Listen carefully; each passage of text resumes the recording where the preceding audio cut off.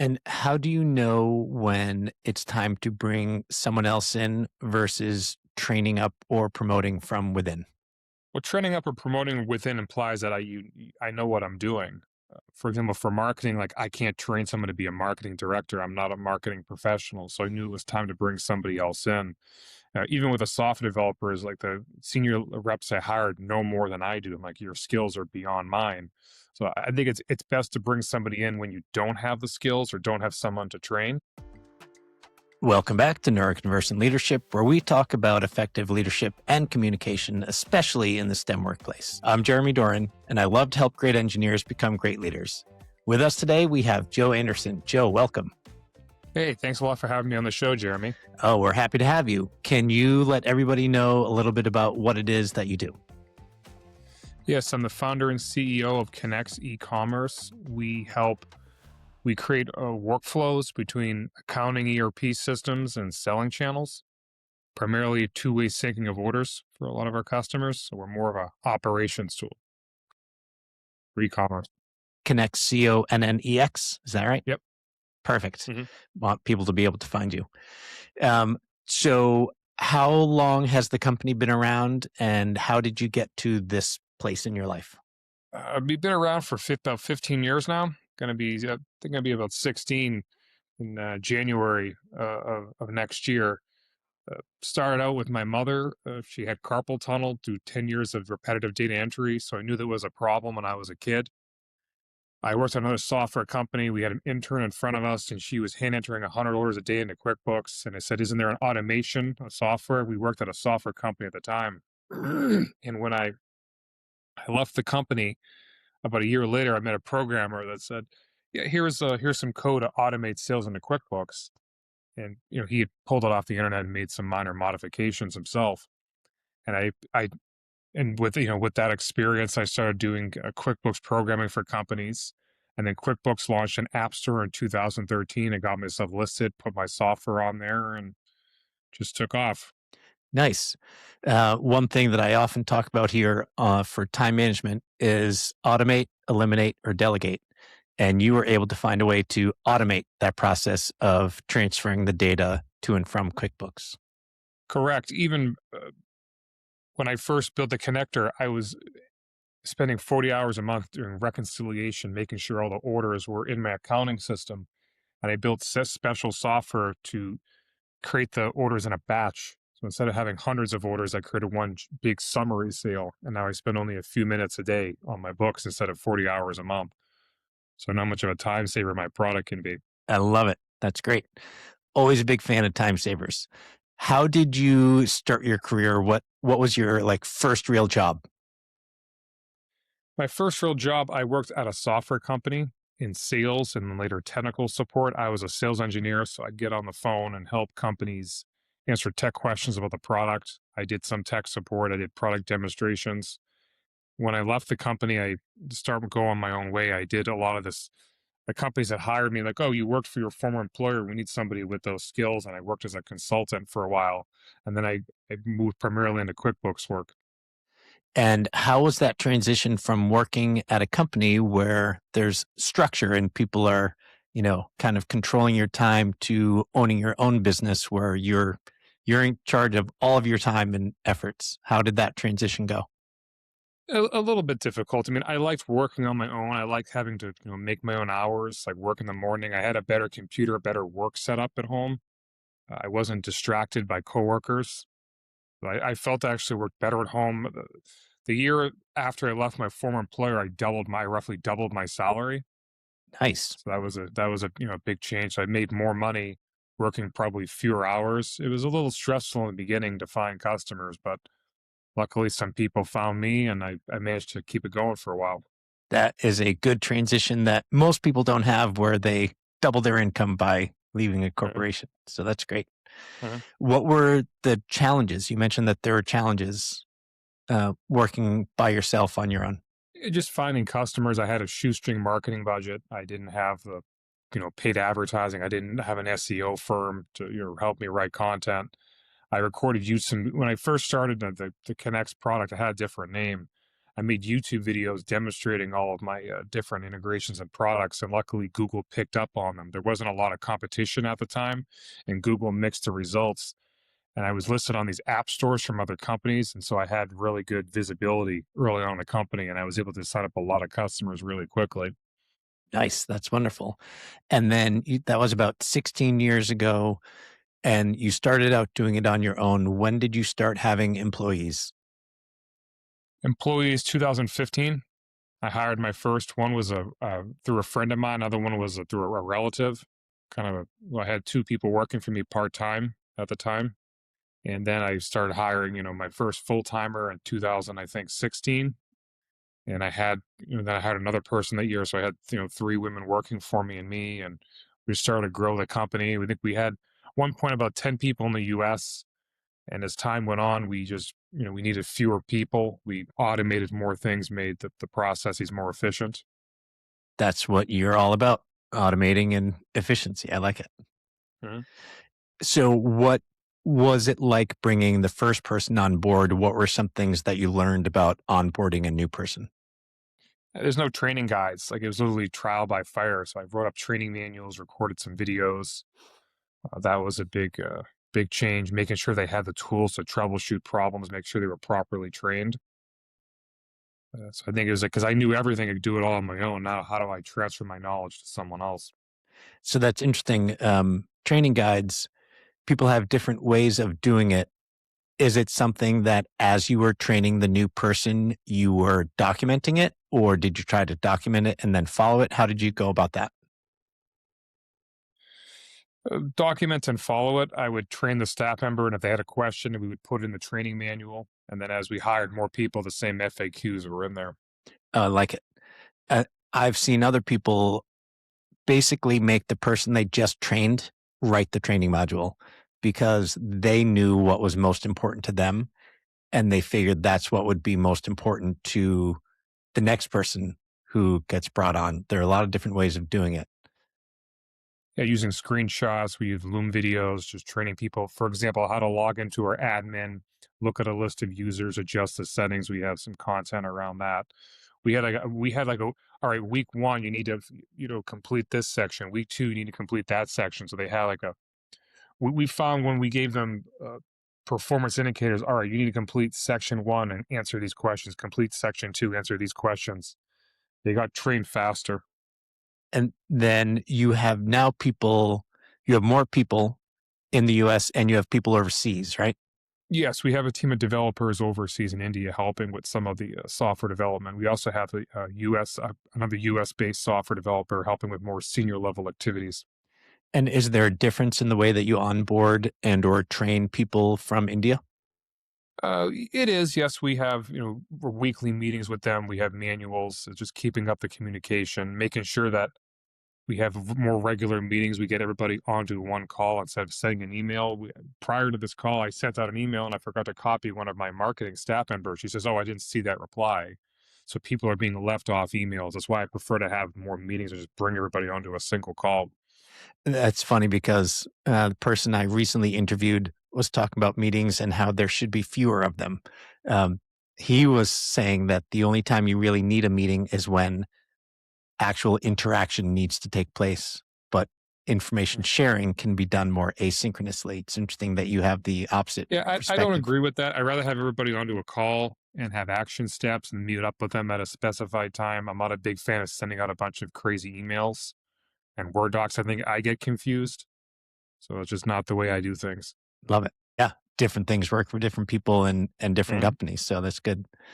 And now that you have a larger team, what are some things that you've learned about once they are onboarded, the ongoing management and leadership of the team? Making sure you have the right people in the right seats, putting people in a job they can do really well. For example, my developers are really good at writing certain kinds of software and code, so letting them do that work and hiring someone to do other high level aspects. How do you recognize when there's a gap in proficiency where you may need to hire someone new? Even with software developers, we were lacking somebody more architecture senior level because my developers just couldn't write the code or software. So I brought our software actually went offline for a pretty lengthy period of time, and no one could figure out why. And we brought a senior developer in, and he was able to assist with some problems. So if your software is not being shipped accurately, reliably on time, the code quality is not great. You need somebody more senior level. Also, we brought in some additional marketing assistance. We need some help with marketing direction and strategy. I felt like so I brought somebody else in. And how do you know when it's time to bring someone else in versus training up or promoting from within? Well, training up or promoting within implies that I know what I'm doing. For example, for marketing, like I can't train someone to be a marketing director. I'm not a marketing professional, so I knew it was time to bring somebody else in. Even with a software developer, is like the senior reps I hired know more than I do. I'm like, your skills are beyond mine. So I think it's best to bring somebody in when you don't have the skills or don't have someone to train. That's my feeling. Yeah. Do you have any managers reporting to you or everyone reports directly to you? Yeah, I do have some managers who are managing other people at the company. So we do have kind of a middle layer, yes. And then how did you train them on being managers? What were some of the things to I mean, help they've them? been here for many years, so they know like how the software works. We've had manuals on this is how I want the support tickets answered, this is how I want them escalated. And has there been any training on how they actually like interact with the people? For instance, giving, performance reviews. Is that something they are on their own to figure out, or is there a process you've put in place for them? I put in some processes. I think with performance review, making sure what's expected of them, like what's their CSAT score supposed to be like, how many tickets are they supposed to answer, customer reviews. I think that's part of it. And how often do you give or they give reviews Annually. annually? And is there any process in between? I know a lot of companies have annual reviews, but by the time you look at the review document, you've almost forgotten what you'd put in it originally. Do you have any way of keeping up as the year goes through? Have to put something together. No, I think we need to do better with performance reviews at this company. Gotta work on that. Well, I will tell you, you are not alone. Most companies struggle with performance reviews. Some of it is, like I said, by the time that you look at it, either you've forgotten what was a goal from a year ago or the goal no longer makes sense. And so trying to figure out, well, we gave you A as a goal, but things shifted in the middle. So the goal should have been B. You kind of did C. How do you do that? So Mm. it's a struggle everywhere. What is your next hire? Have you figured that out? Next hire, haven't really figured that out. I mean, this year we brought on an SEO marketing agency, brought on paid ads, we brought on a fractional CMO, and I brought on two senior developers because one guy left about 4 months into his job as a consultant part time. Uh, Not sure. I mean, we maybe consider hiring somebody in sales. Might be a good hire as we have, or maybe somebody. I think our next hire is going to probably be in sales support. Okay. Probably kind of. We were going to hire an account manager, customer service person this year, but we decided to hold until things get a bit busier. Our support volumes are actually really low right now, and we actually trained somebody up who was doing like admin work to do some of the customer service. Oh, good. So I think that was a time when we promoted from within where we knew how to do customer service. We had a manual. We had someone we felt we could train and we bumped her up. We also bumped a software developer to do support tickets. So we brought in two people to kind of fill in the role. That's great. So you've identified if there's no skill and no one to teach a thing, then you will likely hire Mhm. from outside. If there is, then you can promote from within. But you also brought up an interesting topic of you hired a fractional CMO. Is that what you said? Yes. So that's kind of outsourcing a role that you could have made the choice of bringing someone in or, kind of outsourcing or subcontracting to a fractional person. How did you go about making that decision? We try to hire people through LinkedIn, but it's really been hit or miss. I mean, only 10% of the people we hire through LinkedIn stayed for more than a year. Ooh, So LinkedIn hasn't been really helpful for us. There's been a lot of firings through there.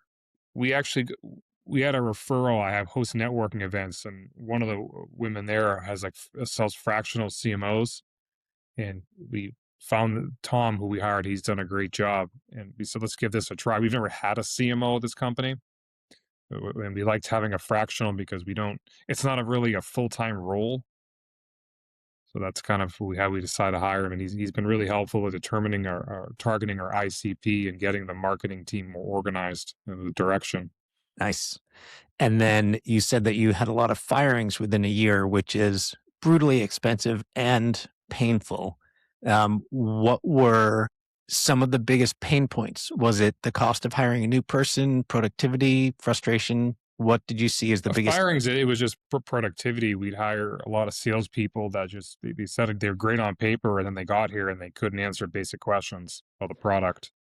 Salespeople that felt that certain things weren't their job, like, oh, it's not my job to find customers and prospect for you. Like, well, okay, that's not good. Not in a salesperson.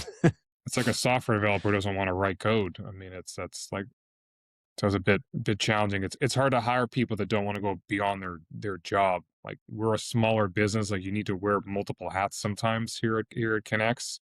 I find that the people that stay here are ones who want to go outside their comfort zone to do something that maybe they weren't trained to do, but with time they get used to it. That's great. How do you try to find those people? Is there any way to, in the interview process or, just the overall search process, find people who are willing to step outside of their comfort zone? Well, the benefit of hiring like an SEO agency is that it's their problem. To hire fire people, it falls onto the agency. If you don't like someone that like this person, they'll give you someone else. Uh, the great part about hiring an agency is you get people with different disciplines. Mhm. For example, I don't need a full-time SEO person. Like the agency is fine. We don't need a full-time paid ads person. So you hire a bunch of kind of part-time consultants and they just work kind of fractionally. And that's how Connex is set up right now based on its size. One of the challenges with hiring people is we have a lot of fractional, a lot of part-time roles that need to be filled. Like the senior developer role is not full-time, a whole year. So we have a fractional for that. And it seems to work well. We need people of many disciplines to work here on a fractional basis. And how often are you hiring the fractional people directly? And how often, as you said, an agency that has multiple fractional people? The developers are from an agency, the SEOs from an agency, the marketing. I'd say 80% of the time you're going through an agency to hire a bunch of fractionals. Two-thirds of our staff are fractional consultants, and the other third are just full-time employees. And how is the onboarding of those people? I've talked to people who hire virtual assistants, and they seem to be under the impression that because they're virtual assistants who are experts in SEO or whatever it is, you can just like plop them in and they'll start running. And they don't realize you basically need to onboard them like you would a regular employee. Yeah, How I mean, it's a good question. Even with the SEO company, like I onboard them, they are aware of our ICP. I had a review today of some of their marketing content, and I said some of these are incorrect. Our chief marketing officer has meetings with them to make sure they understand the right content. I think part of onboarding is just feedback. Like, well, before you publish that page, let us take a look and verify it for accuracy. And then over time, they have a template that you'll just keep using. got it? Perfect. Well, we are starting to run out of time. So let me ask you this question. If there's one piece of communication advice, what is that everyone can benefit from? Communication advice, just to be straightforward with employees and let them know like what's expected of them. I feel like you shouldn't hire someone and then have to do their job. Uh, I feel like if you're hiring someone doing their work for them, in what ways are they inadequate in trying to either train them or move them to a position that's more suitable for them? I think it's important just to be straightforward and say, "Hey, this is what's expected of you," and letting go of the handlebars and letting your employee or contractor consultant just do their job. I think is important. Like let them kind of figure things out, and I think those are the most important areas, Jeremy. It's not always easy to give up the reins and let someone else take over, though. All right. So, Joe, how can people learn more about you and or reach out? Sure, to learn more about us, you can visit us at Connex, Connex, e-commerce.com. Learn more about our product. I also have a website for my books, Joseph, Joseph, the letter M, Anderson.com. So josephmanderson.com if you want to learn more about business and coaching and other things that I do. Love it. Joe, This has been great. Thank you so much for joining us. All right, take it easy. Bye-bye. Bye. Thanks for listening. If today's conversation resonated with you, share this episode with one person on your team who might benefit from it. And if you're leading a technical team and want to explore how these communication principles could work in your organization, visit www.neuroconversantleadership.com to learn more. And there you can reach out to schedule an appointment. I'd be happy to talk through what might be going on in your world. See you next week.